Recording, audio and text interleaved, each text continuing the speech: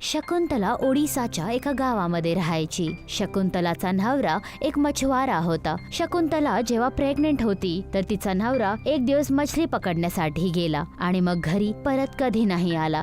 गावाच्या लोकांनी शकुंतलाला येऊन खबर दिली होती की तिचा नवरा नदीच्या पूरमध्ये वाहून गेला होता. रडून रडून शकुंतलाचा बुरा हाल झाला होता, पण होणाऱ्या मुलाच्या उमेदीने तिला सांभाळलं. शकुंतला आपल्या नवऱ्याच्या आठवणीमध्ये नदीच्या किनाऱ्याच एक कच्च्या घरामध्ये राहायला लागली. तिचा मुलगा शिवम आता 12 वर्षाचा झाला होता.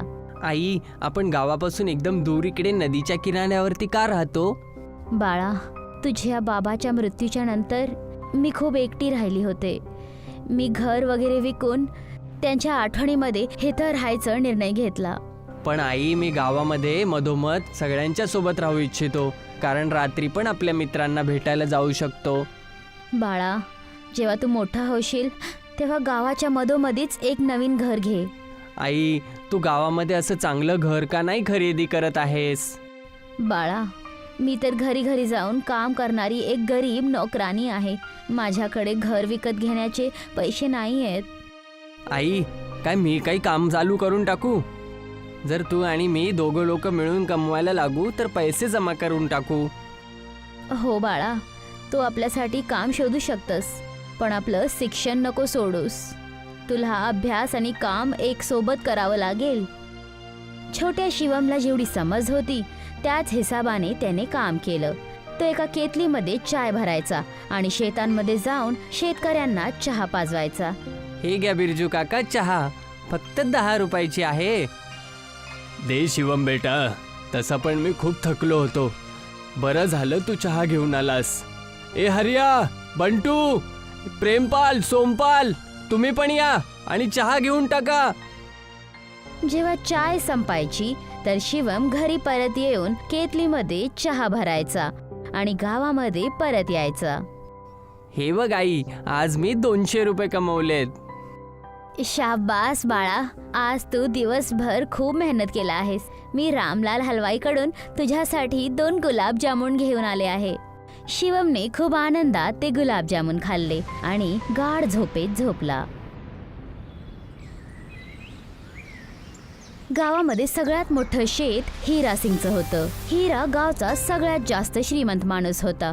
गावाचा प्रधान पण त्याचं बोलणं ऐकायचा. शिवम एक दिवस हिराच्या शेतामध्ये घुसला आणि मजदुरांना चहा पाजवायला लागला. चहा तर खूप छान आहे लल्ला. कोणी बनवलीये? माझ्या आईने बनवलीये.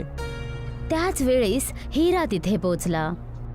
ये पोरा, तू शेतामध्ये कस काय फिरलास? आणि ये मजदुरांनो, मी तुम्हाला काम करायसाठी पैसे देतोय. इथे बसून चहाची चुस्की घ्यायची नाही. चला कामावरती लागा. ए पोरा, तू शेताच्या बाहेर निघ आणि नंतर शेतामध्ये परत कधीच दिसू नको. माझं शेत धंदा करायची जागा नाहीये. कोणाचा मुलगा आहेस तू? माझ्या आईचं नाव शकुंतला आहे. मी नदीच्या किनाऱ्यावरती राहतो. अच्छा, ती शकुंतला, ती कामवाली. माझ्या घरी पण तिनं खूप काम केलेलं आहे, पण मी तिला 1 हप्ता झाल्यानंतरच नोकरीवरून काढून टाकलं. आटा, तांदूळ, डाळ सगळं गायब करून आपल्या घरी नेऊन घेऊन जात होती. तिने तिचा ठिकाणा सुद्धा गावापासून दूर नदीच्या किनाऱ्यावरती केलाय. ना तिच्या घरी कोणी जावं, ना चोरीचा माल पकडला जावं. अशी गोष्ट नाहीये. माझ्या आईने माझ्या वडिलांच्या आठवणीत नदीच्या किनाऱ्यावर राहण्याचा निर्णय घेतला, कारण माझे वडील नदीत वाहून गेले ना. तिने पण तुला खूप चांगली पट्टी पडवलीये. जर एवढंच प्रेम होतं पतीवरती तर मग स्वतःच नदीत का नाही उडी मारली? आणि तू ही चहा का विकत आहे? काय आपल्या मुलाला पण नाही पाळू शकत आहे? माझ्या आईने काम करण्यासाठी नाही सांगितलं. मी स्वतःच काम करायचा निर्णय घेतला, कारण मी पैसे जमा करून गावाच्या मधोमध घर विकत घेऊ इच्छित आहे. मजदुरांनो, ऐकत आहात का? या मुलाला चहा विकून घर विकत घ्यायचंय. गावामध्ये जमिनीचे भाव माहितीये तुला? चहा विकून घर विकत घेण्यामध्ये 7 जन्म लागतील तुला. शिवम त्या दिवस आपल्या डोळ्यांमध्ये अश्रू घेऊन घरी पोचला आणि पोचतानाच तो आपल्या आईला बोलला. आई, हिरा काका म्हणत होते तू घरामधून राशन चोरते लोकांच्या. काय ही गोष्ट बरोबर आहे आई? नाही बाळा, हे एकदम खोटं आहे. मी आजपर्यंत कुणाच्याच घरी चोरी नाही केली बाळा. श्रीमंत लोकांची ही सवय असते. की जेव्हा पण पीठ, साखर, डाळ, चहा काही पण खतम होतं तर ते नोकरांवरच शक करतात. जसे नोकर राशन चोरून आपल्याच घरी घेऊन जात आहेत. हिरा सिंग एक नंबरचा कंजूस, लोभी आणि घमंडी माणूस आहे. तू आजपासून कधीच त्याच्या शेतात चहा विकायला जाऊ नकोस. हे बघ, मी आज तुझ्यासाठी काय घेऊन आली आहे, एक टँक. हे टँक तर एकदम खरोखर युद्ध टँक सारखं दिसत आहे. हे किती रुपयांचं भेटलं? हे तुला रमन काकाने दिलं आहे. मी एक दिवस तुला रमन काकाकडून भेटायला घेऊन जाईल. ते गावामध्ये खूप कमावतात, पण गावातले सगळ्यात चांगले आणि इमानदार माणूस आहेत. त्यांची शहरमध्ये खूप मोठी खेळण्याची दुकान आहे. ते तर पहिलाच बोलले आहेत की जर आम्हाला पाहिजे तर आम्ही त्यांच्या घरी राहू शकतो. मी ही टँक नाही घेणार आई. मला नाही पाहिजे की कोणता गाववाला तुझ्यावर आणि माझ्यावर बोट उचलेल.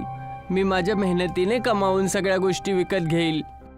गावाच्या 10 किलोमीटर दूर एक बाजार लागायचा, पण बाजारपर्यंत पोहोचण्यासाठी 1 तास सायकल चालवायला लागायचं. शिवमने एक जुनी सायकलचं इंतजाम केला आणि रोज 1 तास सायकल चालवून तो बाजारमध्ये चहा विकण्यासाठी जायला लागला. त्याने रस्त्याच्या कोपऱ्यात चहा बनवायला सुरुवात केली.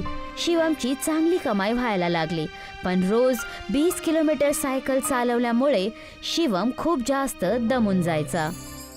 आई, मी जेवणार नाहीये. मला खूप झोप येत आहे. मी झोपायला चाललोय. दुसऱ्या दिवशी जेव्हा शिवम झोपून उठला तर शकुंतला त्याला बोलली, बाळा, बाजारला जायच्यामुळे तू खूप दमून जातोस. तू तर स्कूल जायचं पण कमी केलं आहेस. असं तुझी शिक्षा पूर्ण नाही होणार बाळा. आई, मी शाळेतल्या प्रिन्सिपलशी बोललो आहे. जेव्हा मी त्यांना सांगितलं ना की मी काम करतो म्हणून, तर त्यांनी मला बिना शाळेत येताच परीक्षेमध्ये बसायची परमिशन दिली आहे. मी वेळ काढून अभ्यास करेल आणि परीक्षा पण देईल. शिवमने चहा विकता विकताच आपला एक जनरल स्टोअर पण सुरू केला. त्याने 8 वर्ष लगातार काम केलं. शिवम आणि त्याच्या आईने 4 लाख रुपये एकत्रित केले होते. आई, आता आपल्याकडे खूप पैसे आहेत. आता आपल्याला गावामध्ये घर शोधणं सुरू करायला पाहिजे. शकुंतला ज्या ज्या घरांमध्ये काम करायची तिने त्या घरांमध्ये जाऊन बोलायला सुरुवात केली. रिंकू दादा, मी 4 लाखांपर्यंतचं एक घर शोधत आहे. काय तुमच्या नजरमध्ये असं एखादं घर आहे? 4 लाख रुपयामध्ये कुठं घर नाही भेटत. आता आधीचा जमाना नाही राहिलाय की 3-4 लाख रुपयामध्ये घर भेटून जाईल. गावामध्ये कुठलं छोटं मोठं घर खरेदी करण्यासाठी सुद्धा कमीत कमी 10 लाख रुपये पाहिजे. शकुंतलाने खूप जाग्याटी बोलणं केलं, पण कुणीही तिच्यासाठी घर नाही सांगितलं. शेवटी शकुंतला रमनच्या घरी पोचली. शकुंतला वहिनी, मी ऐकलं की तुम्ही तुमच्यासाठी घर शोधत आहात. हो दादा, शोधत तर आहे, पण माझ्याकडे फक्त 4 लाख रुपयेच आहेत. गाववाले म्हणत आहेत की एवढ्या रुपयामध्ये घरच भेटत नाही. हां, गावातल्या लोकांमध्ये काही खरेपणा तर आहे, पण जर तुमची इच्छा असेल तर तुम्ही हे घर विकत घेऊ शकता. पण हे घर तर खूप मोठं आहे. काही गोष्ट नाही. तुम्ही माझ्या परिवाराची इतक्या वर्षापासून सेवा केली आहे. माझं पण काही कर्तव्य बनतं. मी माझ्या परिवाराला आता शहरातच ठेवेल, पण गाव माझी जन्मभूमी आहे. तर गावामध्ये कधी कधी 1 वर्षात एखाद्या वेळेस फिरायला येईल. बस 1-2 दिवसासाठी आम्हाला ह्या घरात जागा द्या. हे कसली गोष्ट करत आहात दादा? मी आणि माझा मुलगा इथे राहणार, पण हे घर तुमचंच आहे. तुम्हाला जेव्हा पाहिजे तेव्हा तुम्ही येऊ शकता. शकुंतलाला 4 लाखामध्ये खूप मोठं घर भेटलं. शिवम खूप खुश होता. एक दिवस जेव्हा हिरा सिंग रस्त्यावरून निघत होता तर शिवम त्याला बोलला, हिरा काका, लक्षात आहे तुम्ही मला म्हणला होतात की मी 7 जन्म जरी लागले तरी या गावात घर नाही घेऊ शकत. हे बघा, मला याच जन्मात किती मोठं घर भेटलंय. हिरा त्यावेळीस जमीनचा मुकदमा लढण्यासाठी कोर्टमध्ये जात होता. शिवमचं बोलणं ऐकून हिराचं रक्त उसळलं. पुरं तुला माहिती पण आहे की मी किती महत्वाच्या कामासाठी बाहेर जात आहे. मला रस्त्याच्या मध्ये टोकून तू चांगलं नाही केलंय. तुला तर मी नंतर बघून घेतो. त्या रात्री हिरा विचार करत राहिला की शिवमला एवढं मोठं घर कसं भेटलं. दुसऱ्या दिवशी प्रधानला बोलून त्याने गावामध्ये एक अभियान सुरू करवलं. काही सरकारी माणसं शिवमच्या घरी पोचले. तुम्ही लोक कोण आहात? आम्ही सरकारकडून आलोय. सगळ्या घराचे कागदपत्र बघत आहेत. ताकी अवैध आणि कब्जेवाल्या घरांची ओळख काढली जाईल. तू या घराचे कागद दाखव. त्या माणसाने दस्तावेज चेक केले. सगळे दस्तावेज बरोबर होते. ते घर शिवमच्या आईच्या नावावर होतं. आम्ही सगळ्या कागदपत्रांची जांच केली. घर शकुंतलाच्याच नावावरती आहे. ठीक आहे, तुम्ही जाऊ शकता. तो मुलगा रोज बाजारात जातो. मी रस्त्यामध्ये गुंडांकडून मार खाऊ घालेल त्याला आणि गाव सोडून पळून जायला मजबूर करून टाकेल. त्यानं पण कळत ना कळत बाहुबली हीरा सिंग सोबत पंगा घेतलाय. हिराने काही गुंड्यांना पैसे दिले. गुंड्यांनी दुसऱ्या दिवशीची पूर्ण प्लॅनिंग पण केली. पण रात्री गावामध्ये एक तुफान आलं. बंगालच्या खाडीमध्ये उठणारे तुफान नेहमी गावामध्ये यायचे, पण ह्या वेळीच खूप भयानक तुफान आला. गावाचे सगळे घर तुटून गेले. हिरा आणि शिवमचं घर पण नाही वाचलं. आता सांग शिवम, आता काय म्हणतो? काय तुझ्याकडे एवढे पैसे आहेत की परत घर बनवून घेशील? माझ्याकडे खूप जास्त बँक बॅलन्स आहे. आता मी पहिल्यापेक्षा पण खूप मोठं घर बनवेल. शिवम आणि शकुंतला परत दर भटकायला लागले. नदीचा जलस्तर पण वाढला होता, म्हणून नदीच्या किनाऱ्याचं जुनं घर पण वाहून गेलं होतं. आई, आपल्याला काही दिवसासाठी जंगलामध्ये शरण घेतली पाहिजे. जेव्हा ते दोघे जंगलमध्ये गेले तर त्यांना तिथे एक खूप मोठा टँक दिसला. आई, हा तर तोच टँक वाटत आहे जो 8 वर्षापूर्वी तू मला दिला होता, पण हा आता खूप मोठा झाला आहे. शकुंतला आणि शिवम टँकच्या आत गेले. टँकच्या आत 2 खोल्या आणि एक हॉल आणि त्यामध्ये एक किचन पण होतं. बाळा, ह्या टँक मध्ये तर पूर्ण घर बनलेलं आहे. आपण इथे राहू शकतो. शकुंतला आणि शिवम टँकच्या आतच राहायला लागले. टँकला चालवून ते कुठं पण घेऊन जायचे. गावचे लोक पण काही तास टँकच्या आत राहण्याचा अनुभव घ्यायचे आणि शिवम त्यांच्याकडून भाडं घ्यायचा. गरीबाचं टँक घर हे माझ्या आलिशान घरापेक्षा चांगलं नाहीये. हिराने खूप मोठा आणि आलिशान घर बनवून उभं केलं होतं, पण तुफान परत आला आणि त्याचं घर परत तुटून गेलं. पण शिवमच्या टँकला काहीच हानी नाही पोचली होती. आता सांगा हिरा काका, कोणाचं घर मजबूत आणि टिकाऊ आहे? हिराला खूप जास्त राग आला. एक रात्री त्याने काही गुंड्यांना टँकच्या जवळ पाठवलं. शिवमने टँकचा एक बटन दाबला आणि टँकच्या चोहीकडून गोळ्या निघायला सुरू झाली आणि गुंडे तिथून घाबरून पळून गेले. आता आम्ही टँकच्या जवळ कधीच नाही जाणार सरपंच. त्या टँकमधून गोळ्या निघत आहेत. असं वाटतंय मी त्या टँकला अशा प्रकारे नष्ट नाही करू शकत. लोखंडच लोखंडाला कापेल. हिराने करोडो रुपये खर्च करून चीनमधून एक युद्ध टँक चोरून लपून मंगवलं. हिराने स्वतःच टँकमध्ये बसून शिवमच्या टँकवर अटॅक करण्यासाठी निघून गेला. त्याने प्रत्येक प्रकाराने शिवमच्या टँकवर हमला केला, पण तो शिवमच्या टँकला कशाच प्रकाराने हानी नाही पोचू शकला. आई, हा हिरा तर आपल्या टँकला तबाह करायला आलाय. मला समजतच नाहीये की करू काय. आपल्या टँकमध्ये खूप सारे बटन आहेत. मी कोणतं बटन दाबू? बाळा, तू हा लालवाला बटन दाब. लाल बटन दाबतानाच एक मिसाईल निघाली आणि हिराचा टँक पूर्ण प्रकाराने नष्ट झाला. बरोबरच बोलले आहेत. चायनीज माल तो चायनीज मालच असतो. शिवम, मला माफ कर. मी तुझ्या टँकला नष्ट नाही करू शकत. तू मजेशीर आपल्या टँकमध्ये तुझं आयुष्य जग. वादळांचा काही भरोसा नाही. मी आता झोपडपट्टी बनवून राहील. ललित ओडिसाच्या एका गावामध्ये राहत होता. त्याच्या बाबांचं पुरीमध्ये समुद्राच्या किनारी एक हॉटेल होतं. ललितला शहरला जायचं आवडत नसे. तो गावाच्या मित्रां आणि गावाच्या सरळ साधारण लोकांमध्येच आनंदित होता. खूप सुंदर सकाळ आहे. जरा गरमागरम जलेब्या खाऊन येतो. ललित, काल रात्री तुझ्या बाबांचा फोन आला होता. ते तुला पुरीमध्ये बोलवत आहेत. तू केव्हापर्यंत गावामध्ये मौज मस्ती करत राहणार? आता शहरमध्ये जा आणि हॉटेल सांभाळ. आई, माझं वयच काय आहे आता? थोड्या दिवस मला गावात राहू दे ना. ललित सकाळीच गावामध्ये निघून जातो आणि गावाच्या लोकांना त्यांची हालचाल विचारत हलवाईच्या दुकानामध्ये पोचतो. तिथेच त्याचे मित्र पण एकत्रित होतात. खूप सगळ्या गोष्टी गप्पा होतात आणि ती लोक एका दुसऱ्याला जलेबी आणि समोसे खाडवतात. दुपारच्या वेळेस ललित झाडाच्या खाली सावळीमध्ये आपल्या मैत्रीण नीलम बरोबर बसतो. तो तिथेच सगळ्यांबरोबर खेळत असतो. तुझ्या डोक्यावर हे मुकुट खूप शोभत आहे. खाली काढ ह्याला, जर का ह्याने मला चावलं तर.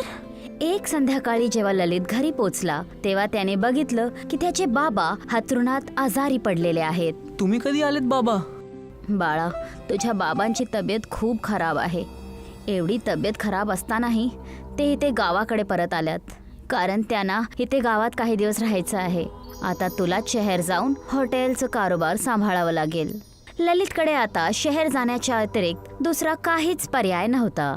ललित आता शहरमध्ये पोचला तर तिथे त्याला हॉटेलचा नौकर सुखीराम भेटला. नमस्कार छोटे बाबू, मी तुम्हाला आपल्या कुशीत खेळवलं आहे. आता तर तुम्ही खूप मोठे झाला आहात. ग्राउंड फ्लोअरवाला खोली तुमची आहे. तुम्हाला फक्त पैशांचा हिशोब बघायचा आहे. बाकी सगळ्या गोष्टी मी सांभाळून घेईल. एक दिवस ललित समुद्राच्या किनारी बसलेला होता. त्याने बघितलं की त्याच्याच वयाच्या एका मुलग्याने एक कासव पकडलेला आहे. तो मुलगा त्या कासवाच्या वरती उभं राहून कासवाचा जीव घेत होता. ललितला त्या कासवावर खूप दया येते. तो त्या मुलग्याला बोलतो, तू त्या कासवाचा जीव काढण्यामध्ये का पेटला आहे? त्याला वापस समुद्रात जाऊ दे. याला मी पकडला आहे. मला याच्यासोबत जे पाहिजे ते मी करील. तू कोण आहेस रे मला थांबवणारा? कासव पण एक जीवित प्राणी आहे. जर तुझ्या डोक्यावर कुठला 100 किलोचा माणूस उभा राहील तर तुला कसं वाटेल? तो कासव मला देऊन दे. तू मला ओळखत नाही. माझं नाव मॉन्टी आहे. माझे बाबा कालिया सेठ इथले दादा आहे आणि हॉटेलवाले त्यांना आपल्या कमाईमधला 10% हिस्सा देतात. तुझे बाबा कालिया सेठ असो की पिलिया सेठ, मी त्यांना आपल्या हॉटेलच्या कमाईतला 1 रुपया पण देणार नाही आणि मी तुझ्यापासून हा कासव पण हिरावून घेईल. ललितने चमनला ढकललं आणि त्या कासवाला उचलून समुद्रात टाकलं. चमन रडत रडत आपल्या बाबांकडे पोचला. बाबा बाबा, ललित नावाच्या मुलांनी मला धक्का मारला आणि तो म्हणतो की तो तुम्हाला काहीच रक्कम देणार नाही. चालला आलास आमची बेइज्जती करून. आता तू घरीच थांब, मी त्या पुराला बघून घेईल. त्या दिवस कालिया सेठ ललितच्या हॉटेलमध्ये पोचले. या कालिया बाबू, मोठे मालक तर बिमार आहेत. मी छोट्या मालकांना बोलवतो. हा माणूस कोण आहे? हे कालिया शेठ आहे. तुम्हाला यांना 20,000 रुपये द्यायचे आहे. 20,000 नाही, 40,000. तू माझ्या पोराला धक्का मारला म्हणून तुला आता 10% नाही 20% द्यावं लागेल. मी तुला 1% पण देणार नाही. हॉटेल आमचं, मेहनत आमची आणि तू फ्रीमध्ये मजा लुटतोय. इथले सगळे हॉटेल मालक मला पैसे देतात, तुला पण द्यावे लागतील. तर मी सगळ्या हॉटेल मालकांकडे जाणार आणि त्यांना म्हणेल की तुला 1 कवडी पण द्यायला नाही जावी. सुखीराम, समजाव ह्या नवीन माणसाला माझ्याशी पंगा नाही घ्यावा, नाहीतर परिणाम चांगला राहणार नाही. त्याला सांग, आपल्या बाबाशी बोल. तुम्ही नाराज नका हो कालिया शेठ, मी यांना समजवेल. तुम्ही काही दिवसांनी येऊन जावा. पुढच्या वेळेस जेव्हा येईल ना तेव्हा रक्कम तयार असली पाहिजे. ललितने आपल्या घरी फोन केला तर त्याला कळालं की त्याच्या बाबांचा मृत्यू झाला आहे. ललित गावाकडे गेला. बाळा, आता ह्या घरामध्ये कोणच नाही आहे. तू लग्न कर. घरात सुनबाई असेल तर मला एकटे पण जाणवणार नाही. ललितने आपल्या मैत्रीण नीलमशी लग्न केलं. मी काही दिवस तुझ्याबरोबर शहरमध्ये राहणार आहे, मग पाहिजे तर मी इथं परत येईल. ललित नीलमला घेऊन शहरमध्ये पोचला. ये ललित, लग्न केलंस आणि आम्हाला दावत पण नाही दिली. चल आता मला 40,000 देऊन दे, मग आम्ही पण दावत करू. अखेर मला पण तर माझ्या मुलाचं लग्न करायचं आहे. तू प्रत्येक वेळेस भीक मागायला का येतोस? मेहनतनी का कमवत नाही? मी एकदा नाही म्हटलं की पैसे तुला नाही देईल तर नाही देईल. आता तू जा इथून. तुझ्याकडे उद्या सकाळपर्यंतची वेळ आहे.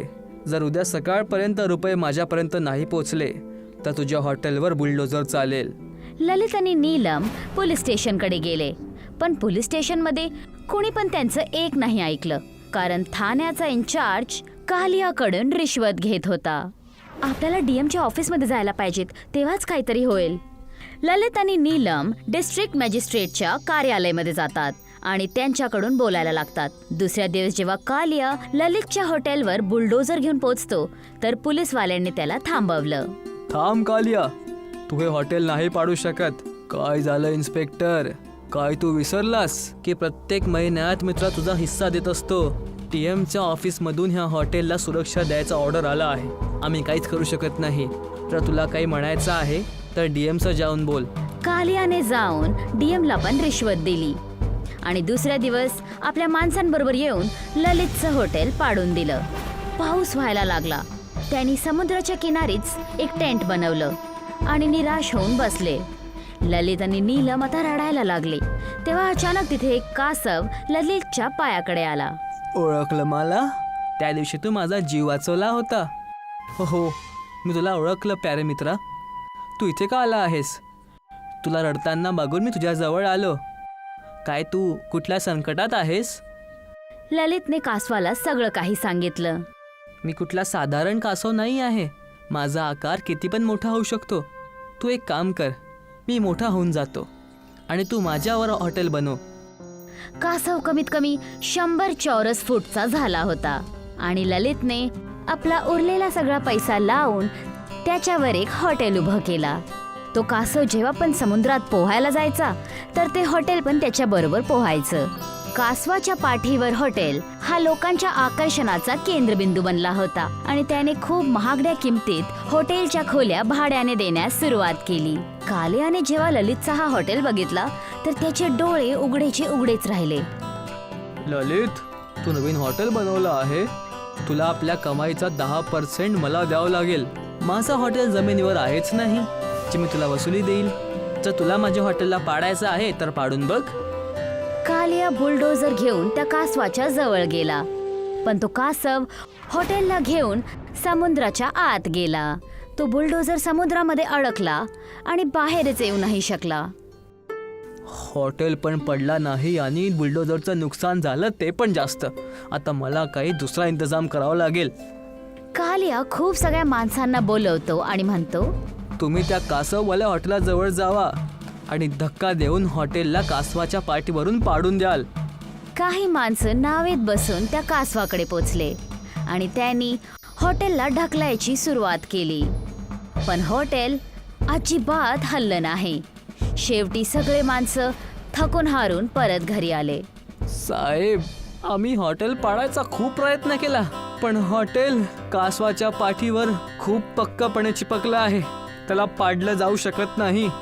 कालियाने डायव्हिंग सूट घातला आणि तलवार घेऊन कासवाच्या खाली पोचला, पण ललितने कासवाच्या पाठीवर पहिल्यापासूनच एक मोठी स्टीलची चादर चढवली होती. कालियाने तलवारीने चादर टोचण्याचा प्रयत्न केला, पण त्याची तलवार वाकडी झाली.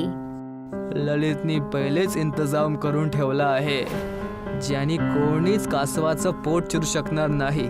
पण मी पण हार मानणार नाही आहे. कालिया लाखांचे पैसे खर्च करून एक रॉकेट लॉन्चर घेऊन येतो. तो कासवाच्या माग समुद्राच्या आत खूप खोलमध्ये जाऊन पोचतो आणि कासवाचं पोट चिरण्यासाठी रॉकेट लॉन्चर सोडण्याची तयारी करायला लागला. पण तेव्हाच तिथे शार्क मासे येतात आणि त्याच्या चोहीकडे फिरायला सुरू करतात. पाणीच्या आत कालिया ओरडू पण नाही शकत होता. तो पश्चाताप करू लागला आणि त्याच्या डोळ्यांमधून अश्रू वाहायला लागले. तेव्हा तिथे ललित पोचला आणि त्याने पाण्यामध्ये एक केमिकल मिसळलं. त्या केमिकलच्या गंधने शार्क मासे तिथून पळून गेले. ललित कालियाला समुद्राच्या बाहेर घेऊन आला.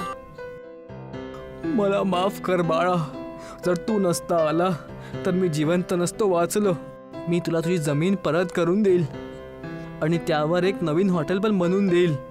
आजपासून मी वसुली करणं पण बंद करून देईल आणि आपल्या मेहनतीने कमवणं सुरू करेल.